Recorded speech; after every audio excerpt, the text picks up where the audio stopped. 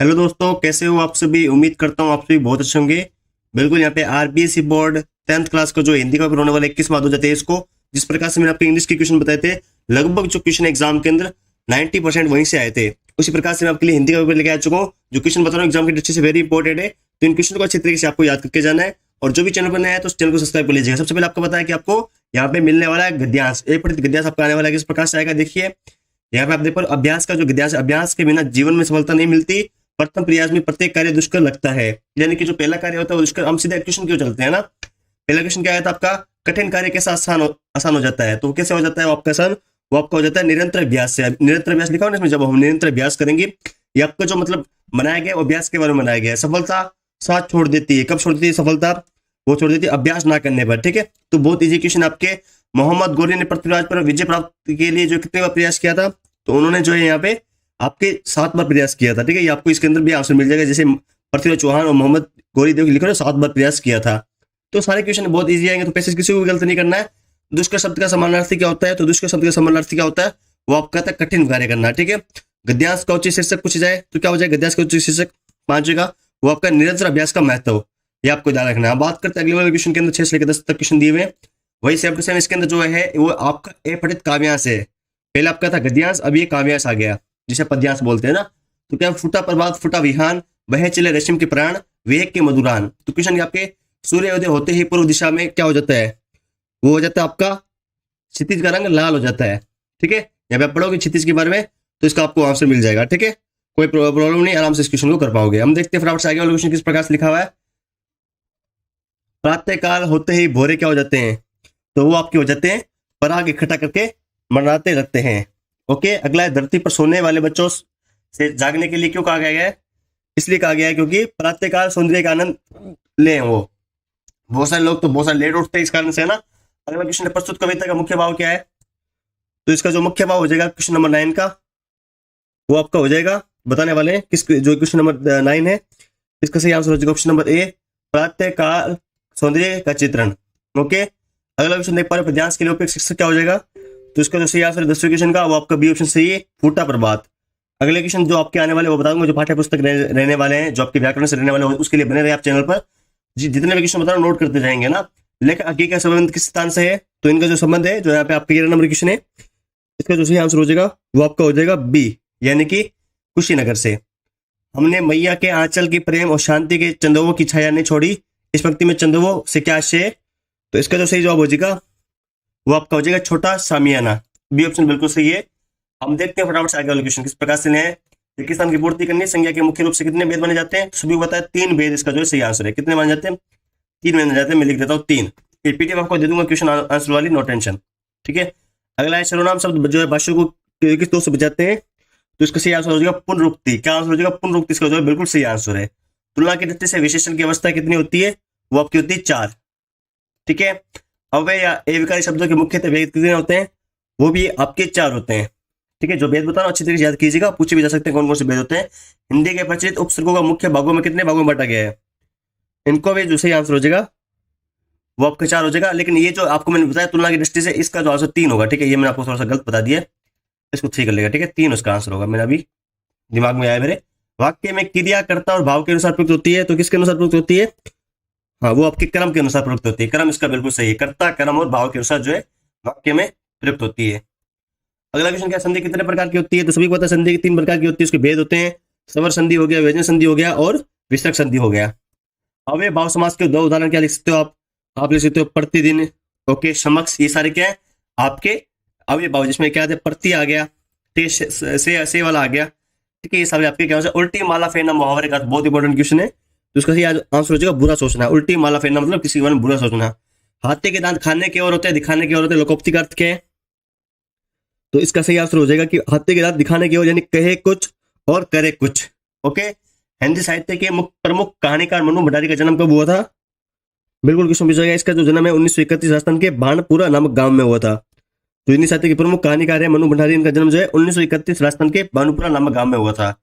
अगला है father Bulcke को सबसे ज्यादा दुख किन लोगों से होता है, तो इनको जो है फादर बुल्के को सबसे ज्यादा दुख जो है उन लोगों से होता था जो हिंदी भाषी होते हुए भी हिंदी की अपेक्षा करते थे, हिंदी भाषा की, जबकि वे स्वयं भी हिंदी का राष्ट्रभाषा बनाने के पक्ष में थे।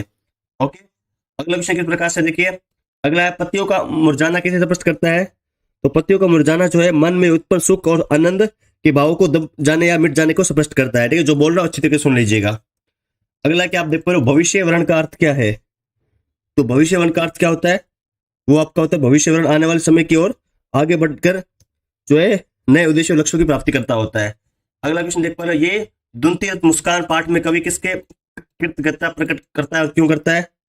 तो दोनों क्वेश्चन का सही आंसर हो जाएगा कि कवि शिशु की मां के प्रति कृतज्ञता प्रकट करता है, क्योंकि कवि अपने घर पर बहुत दिनों से बाद लौटा था, जिससे कि शिशु ने पहचान नहीं पाया। मां ने शिशु का परिचय कवि से करवाया था और वह उसकी दुरंती मुस्कान देखते ही रह गया। ओके, आगे देखते फटाफट 10वां क्वेश्चन किस प्रकार से है। कार्ल मार्कस कैपिटल नामक ग्रंथ का रचनाकार पिछली सदी का एक महत्वपूर्ण दार्शनिक विचारक था। ठीक है, ये पूछा गया ना कौन था। अगला क्वेश्चन क्या आपके सामने, अगला साना साना हाथ जोड़ी कि तभी वे अतीन्द्रिय संसार खंड खंड हो गया। इस पंक्ति में लेखिका की कल्पना लोक के टूटने की बात क्यों कही गई है। इसके अंदर क्या किया गया भाई, कल्पना लोक टूटने की बात इसलिए की गई है क्योंकि यात्रा के दौरान जो है सुंदर प्राकृतिक दृश्यों के बदलने का कारण हो गया था। ओके, आगे कृत प्रमुख रचनाओं के दो रचनाओं के नाम तो आप लिख सकते हो, काव्य संग्रह के अंदर चिंता हो जाएगी, और उपन्यास की बात करें तो शेखर एक जीवनी। ठीक है, ये खंडे बी के क्वेश्चन आप देख लीजिएगा, इसको हम इसका आंसर देने पहले क्वेश्चन देख लीजिए। नई दिल्ली में सब था सिर्फ नाक नहीं थी, इस कथन के माध्यम से जॉर्ज पंचम की नाक के लेखक क्या कहना चाहते हैं। अगला, टुन्नू डुलाई के यहाँ क्यों गया था, दुलारी ने इससे अपने घर में उसे आने से क्यों मना किया था। गंतों को मेहनत के भाषाओं का शेर क्यों कहा जाता है, क्रिया को प्रभाषित करते हुए कर्म के आधार पर क्रिया को उदार से समझाना है। तो सिंपल से क्वेश्चन है ये भी। चलिए हम चलते हैं फटाफट से आगे वाले क्वेश्चन। क्रिया तो पता ना, जिस शब्द से किसी काम का होने का बोध पाया जाए तो उसे क्रिया कहते हैं ना। और कर्म के आधार पर दो क्रिया होती है, सकर्मक और अकर्मक होती है, कोई दिक्कत नहीं है। अगला देख पा रहे जो आपके सामने ये वाक्य दिया है, इसमें आपको बताना है कि इसमें जो है क्या आशय पंक्ति का। ठीक है, जो राम लक्ष्मण परशुराम स्वाद से, तो कोई दिक्कत नहीं, इसको भी हम बात कर लेंगे इसको, है ना। उसी प्रकार से अमुक व्यक्ति साधु है, यदि आप किस आधार पे कहेंगे कि बाल गोविंद भगत पाठ के आधार पे समझाना है। तो ये भी सारे सिंपल क्वेश्चन है, जो भी क्वेश्चन बता रहा हूँ very very most important question exam की दृष्टि से। कवि प्रसाद जी की अपनी आत्मकथा को बोली क्यों कहा है, ये आपको बताना है। फिर बात करते हैं, कवि गिरिजा कुमार महतो ने उत्साह और आशा का संदेश किन शब्दों से दिया है। नई कहानी और लखनवी अंदाज दोनों कहानी में आपको क्या समानता दिखती है। लेखिका बन्नू भंडारी को कौन कौन से लेखकों के साहित्य ने प्रभावित किया था। अगला क्वेश्चन देख पा रहे हो, महावीर प्रसाद द्विवेदी परंपरावादी ना होकर प्रकृतिवादी और समयानुकूल परिवर्तन वाले व्यक्ति थे, कथन की पुष्टि के आधार पर समझाना है। कवि ने संगतकार के किस आकलन को उसकी मनुष्यता कहा है। मन्नू भंडारी का जीवन परिचय और आपको इसका संक्षेप लिखना है। ठीक है, कृत्य मन्नू भंडारी बहुत इंपॉर्टेंट है, इस बार याद कर लीजिएगा इनका। आगे देख पा रहे हो आपके सामने जो है यहाँ पे जो है मतलब पाठ्य पुस्तक में से गद्यांश आ चुका है। तो वो सिंपल सा दोनों में से आप कोई भी कर सकते हो, उसकी प्रश्न लिखनी है और साथ में आपको वाक्य लिखने, विशेष भी आपको जरूर लिखना है। विशेष लिखोगे तो आपको पूरा नंबर मिलेगा। तो इसके लेखक कौन है, ऊपर वाले के जो लेखक है यतीन्द्र मिश्र हैं।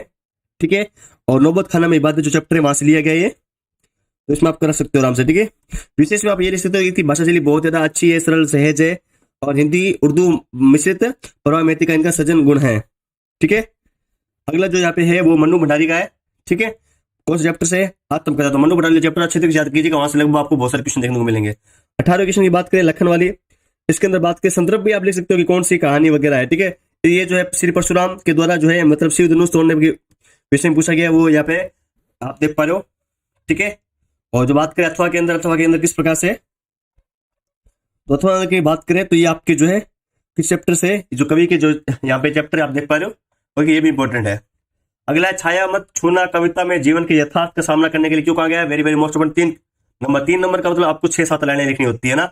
यहाँ पे आपके सामने पंक्ति दी हुई, आपको बताना है इसका विषय क्या है और पंक्तियों में नियत काव्य का सौंदर्य का आपको स्पष्ट करना है। अगला क्वेश्चन देखते हैं, यहाँ पे बाल गोविंद भगत पाठ के आधार पर जो माध्यम से लेखक का और संदेश क्या देना चाहते हैं। लेखक ने अपनी बात सिद्ध करने के लिए प्राचीन प्रसिद्ध कौन से विदुषी सत्र का जन्म किया है। अगले क्वेश्चन की ओर चले उससे पहले मैं आपको इंपॉर्टेंट न्यूज दे देता हूँ कि जो यहाँ पे अपनी तैयारी ऐप के माध्यम से आपके जो है इंग्लिश के बहुत इंपॉर्टेंट क्वेश्चन डाले गए थे, सिर्फ 49 रुपए में लगभग जो क्वेश्चन पेपर है वहीं से फंसा है। तो हिंदी के लिए भी जो है यहाँ पे इस एप्लीकेशन पर जो है इंपॉर्टेंट क्वेश्चन डाल दिए गए। ओनली अभी ऑफर चल रहा है 49 रुपए में, जल्दी से अपनी तैयारी ऐप को डाउनलोड कर लीजिए, लिंक आपको डिस्क्रिप्शन में मिल जाएगा, अभी फायदा उठा लीजिए, है ना, बाद में ये पीडीएफ शेयर हो जाएगी। अगले देख पा रहे हो जो यहाँ पे मुख्य जो आपके निबंध है, एक तो आपका छात्र और शिक्षक है, बढ़ती महंगाई है और दैनिक जीवन में समाचार पत्र का महत्व है, बेरोजगारी समस्या और समाधान है।